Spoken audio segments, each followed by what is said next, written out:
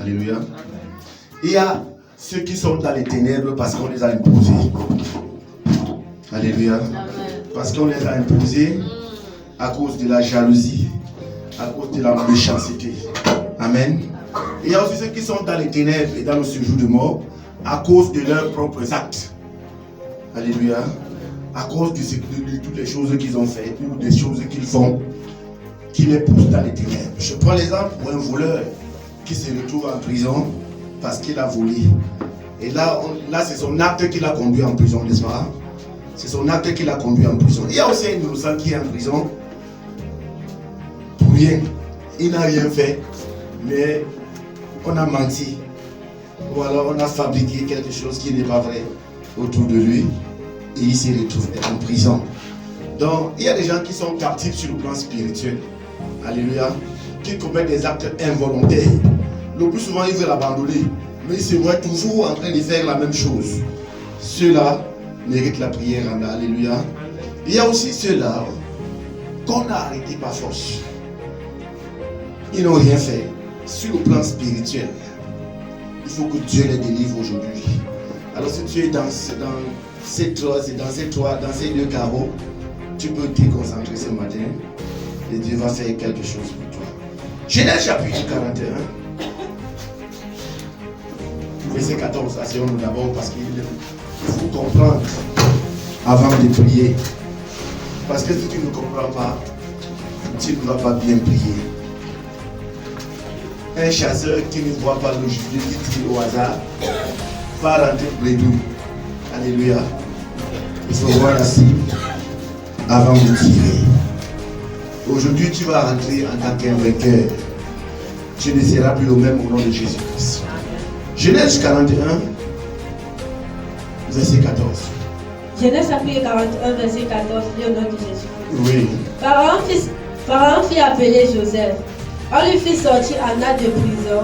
Il se rasa, changea de vêtements et se rendit vers Pharaon. Oui. Pharaon dit à Joseph, Oui. J'ai eu un songe.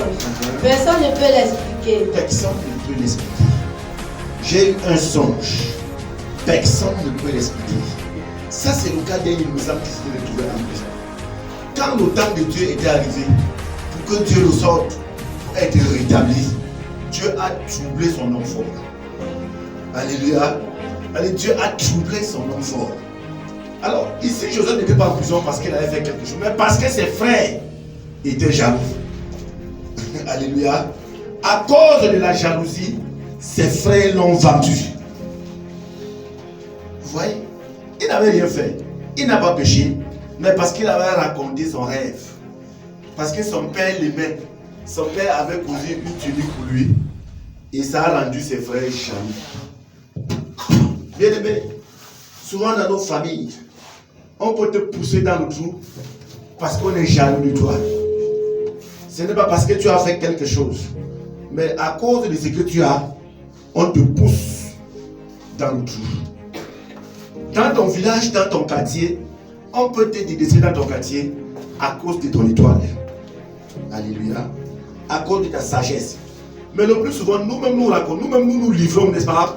Parce que nous racontons ce que nous sommes, croyant que nous nous vantons. Or, nous sommes en train de nous livrer. Joseph avait raconté son rêve. Son intimité avec Dieu. Dieu lui avait montré que tous tes frères seront assujettis par toi. Et ils viendront se procéder devant toi. Mais au lieu de garder ça en secret, lui l'a raconté. Et ça a rendu ses frères jaloux. À cause de ça, ses frères l'ont vendu.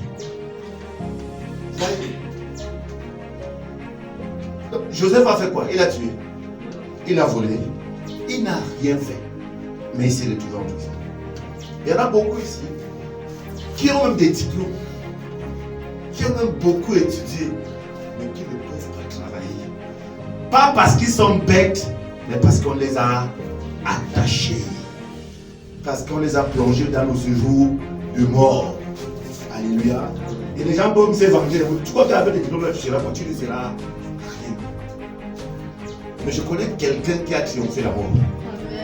Cette personne, c'est Jésus-Christ. Alléluia. Alléluia. Amen. Si tu t'associes à Jésus-Christ, tu auras la victoire dans tous les domaines de ta Parce que quand tu es au séjour de mort, rien n'avance dans ta vie. Tu peux fréquenter, tu peux étudier, tu peux même faire une formation, tu sors, on emploie les voitures, tu restes parti.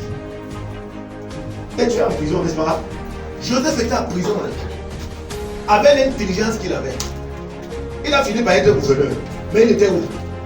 En prison. Il y a des gens qui sont prisonniers comme ça. Quand tu les regardes, tu as même pitié.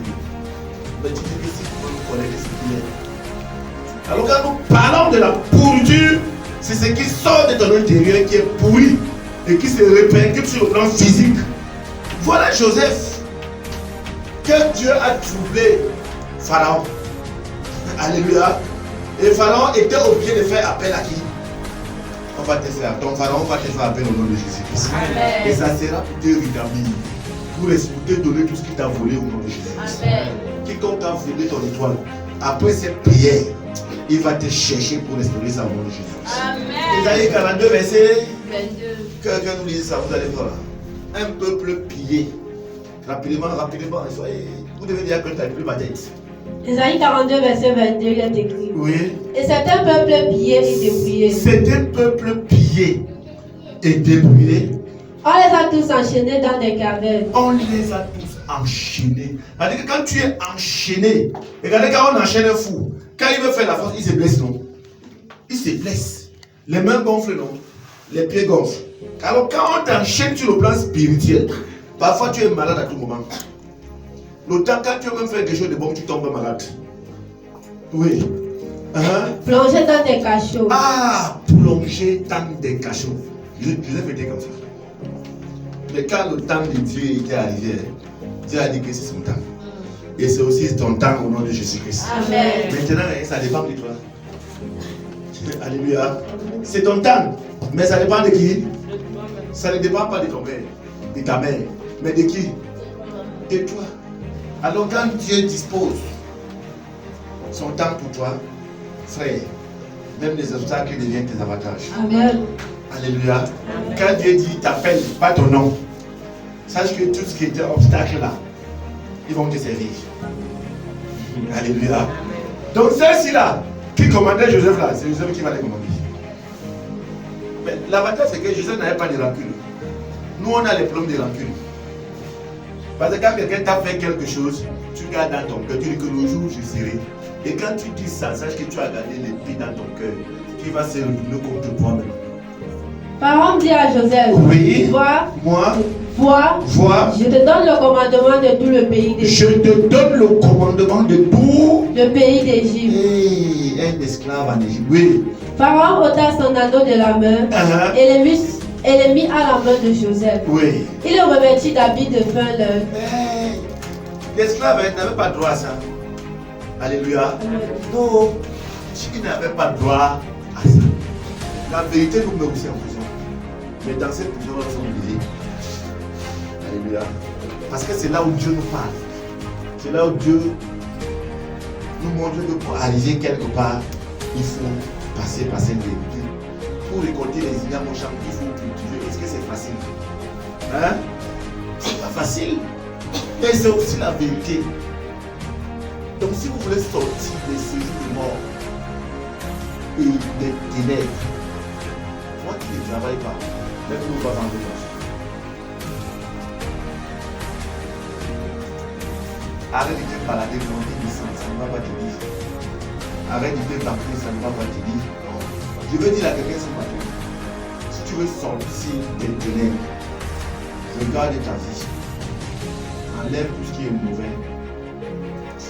Toi-même, sois conscient que ça, c'est ce que je fais dans mes familles.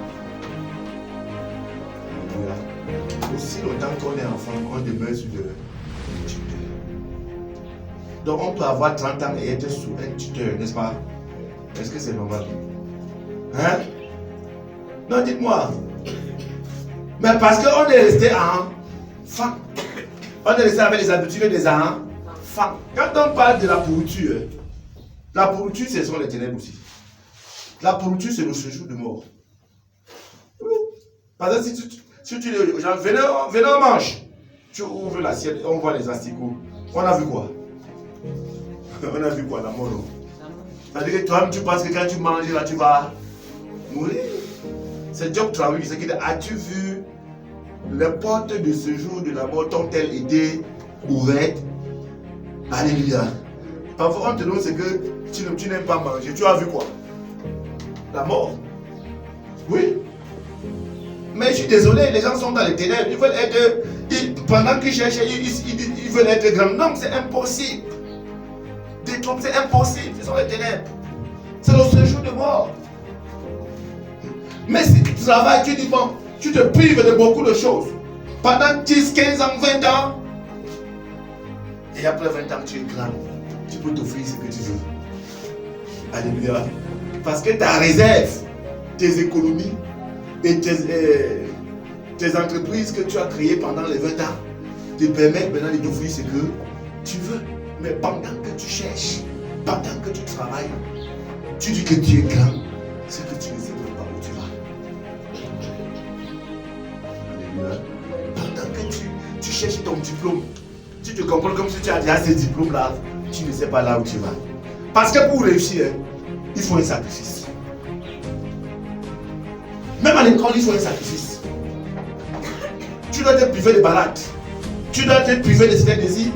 Tu dois être privé de la mauvaise compagnie, n'est-ce pas? Et là, maintenant, tu as tout ton temps, toute ton énergie et ton esprit avec toi pour faire ton école. Mais tant que tu es en train d'étudier, tu as les amis pour aller en boîte, tu as les amis des fêtes, tu as les amis des balades. Pendant que tu veux étudier, oh tu es où? Nous on sort déjà. Est-ce que tu vas encore étudier? Non, on est que toi Dieu. C'est pas toi de la vie qui ne glorifie pas Dieu. C'est pas toi de ça. Reste fidèle à Dieu.